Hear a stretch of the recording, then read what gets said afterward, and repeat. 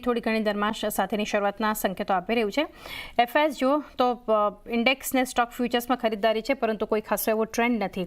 નિફ્ટીમાં ગઈકાલે 100 ડેમાંથી એક રિવર્સલ આપણને જોવા મળ્યું હતું અને રિલાયન્સ અને આઈટીનું કન્ટ્રીબ્યુશન આવ્યું.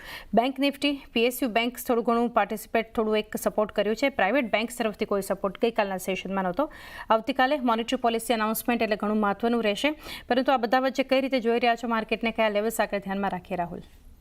Hi, good morning. I think, yes, as you rightly pointed out, ઘણા બધા things which is mattering to the markets અને આપણે જોયું છે કે છેલ્લા 3-4 સેશનમાં અંદર માર્કેટ્સમાં મારા ખ્યાલથી વીકનેસ પણ ગઈકાલના સેશનમાં થોડીક મારા ખ્યાલથી મોમેન્ટમ બિલ્ડ જોવા મળી હતી.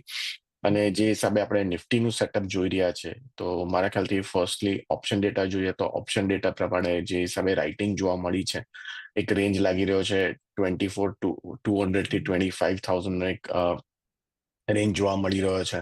પણ જે હિસાબે આપણે ઓવરઓલ નિફ્ટી લેવલ્સ પર્સપેક્ટિવ જોઈએ તો મારા ખ્યાલથી ઇમ્પોર્ટન્ટ લેવલ 24,600 ની ઉપર રહે તો મારા ખ્યાલથી એકવાર આપણને બાઉન્સ બેક 24,900 સુધીના લેવલ્સ આપણને જોવા મળી શકે એમ છે. જ્યારે સપોર્ટ જે છે એ 24,442 ની આસપાસ જોવા મળી રહ્યા છે.